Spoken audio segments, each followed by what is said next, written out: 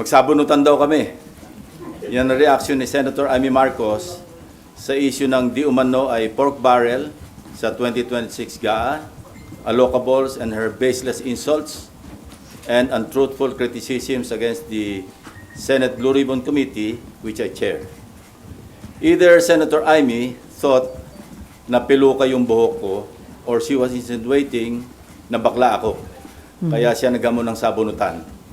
On both counts, I say nothing can be farthest from the truth. Una, hindi po piluka ang aking buhok. Idugtong ko na rin na walang peke sa mukha ko. Hindi rin pustiso ang ngipin ko. My teeth are all mine. Ulitin ko, walang peke sa anumang bahagi ng aking mukha. Pangalawa, lalong hindi ako bakla. At kung iniisip ni Senator Amy na bakla ako, wala siyang maaaring makita na macho dito sa mundo. Pangalawa, or anyway, please don't get me wrong. I have nothing against homosexuals.